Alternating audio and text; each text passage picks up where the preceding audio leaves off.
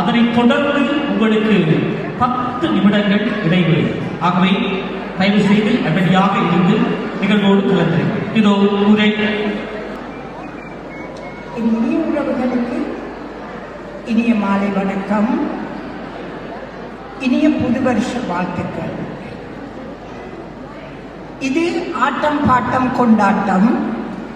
ஆனால் நான் ஒவ்வொரு முறையும் சொல்கின்றேன், சிவபூஜையில் கரணி மாதிரி நான் வந்து ஆட்டமோ பாட்டமோ சொல்லவில்லை. நான் எப்போதும் கருத்துக்கள் தான் சொல்லுகின்றேன். ஆனாலும் இனிக்க இனிக்க சாப்பிட்டாலும் கசப்பான மருந்து தான் எங்களுக்கு உடல்களுக்கு சுகத்தை தருகின்றது. அதே மாதிரி நான் சொல்லும் விஷயங்களையும் ஒவ்வொரு முறையும் நீங்கள் கொஞ்சம் காது கொடுத்து கேட்க வேண்டும் என்பது என்னுடைய அன்பான வேண்டுகோள்.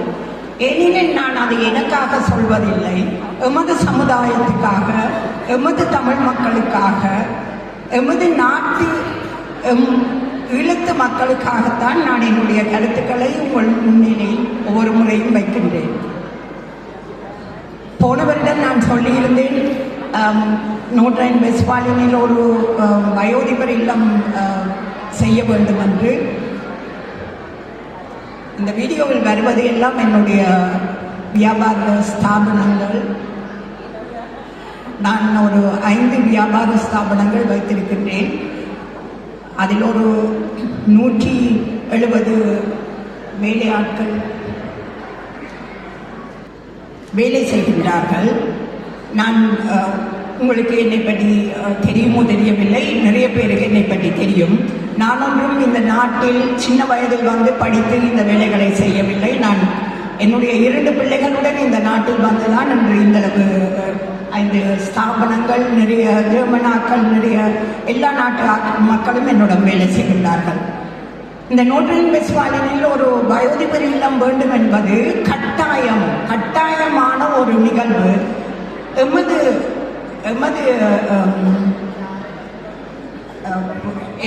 என்னுடைய ஜெனரேஷன், நாங்கள் இந்த நாட்டில் வரும்போது எங்களுக்கு எதுவும் இருக்கவில்லை. நாங்கள் இந்த நாட்டில் வந்து எங்களை காப்பாற்றிக் கொள்ள, எங்களை நிலைநிறுத்திக் கொள்ள போராடி இப்பொழுது ஓரளவுக்கு வந்திருக்கின்றோம். நான் எப்போதும் பேசுவது நமக்கு அடுத்த சந்ததியினர், எமக்கு அடுத்த ஜெனரேஷன், தயவு செய்து கொஞ்சம் காது கொடுத்து என்னுடைய வேண்டுகோள்களை கேளுங்கள். இன்று இல்லை, நான் இல்லாவிட்டாலும் எப்போதாவது இந்த நாடுகளில் இவை நடக்க வேண்டும், நம் நாட்டில் நடக்க வேண்டும். அது உங்களுக்கு மீடியாக்கள், இப்பொழுதுதானே நீங்கள் எவ்வளவோ மீடியாக்கள் வைத்திருக்கின்றீர்கள். இந்த பாட்டு, நாடகம் இவற்றில் கவனம் செய்யும் நீங்கள் இதிலும் கவனம் செய்யுங்கள் என்றுதான் நான் சொல்கின்றேன். இந்த நோட்ரைன் வெஸ்பாலினில் ஒரு வயோதிபர் இல்லம் வர வேண்டும். ஏனெனில் நமது வயதான ஆக்கள் படும் கஷ்டங்கள் எனக்கு என்னுடைய இந்த வேலை ஸ்தாபனத்தால் தெரியும். அதை திரும்பவும் சொல்கின்றேன். பணக்கார இளம் சந்ததி கொஞ்சம் யோசியுங்கள். நான் இன்று சொல்ல வந்த கருத்து என்னதென்றால், எமது நாட்டில் இப்பொழுது சமீபத்தில் வெள்ளம். நான் என்னால் முடிந்த உதவி செய்து விட்டேன். எத்தனையோ கூரைகள், எத்தனையோ. அதே மாதிரி நீங்களும் ஒவ்வொருவரும் ஏதோ முடிந்ததுகள் செய்கின்றீர்கள். ஆனால் எனக்கு ஒருவர் சொன்னார், ஏன் நாம் இந்த உலகத் தமிழர் எல்லோரும் சேர்ந்து ஒரு 5 யூரோ, உலகத் தமிழர் எல்லோரும், ஈழத்து தமிழர் 5 யூரோ மாதம் சேர்த்தால் ஒரு பெரிய ஒரு தொகை நமது நாட்டுக்கு கிடைக்கும். அதில் எந்த ஊருக்கு எப்போது தேவை என்பதை நாம் பகிர்ந்து கொடுக்கலாமே, நீங்கள் அதை பற்றி யோசிக்கவில்லை என்று சொன்னார். எனக்கு அதை கேட்டதிலிருந்து அந்த கருத்து மிக மிக மிக தேவையான ஒன்று மாதிரியும் ஒரு பெரிய சிறந்த கருத்தாகவும் தான் தெரிகின்றது.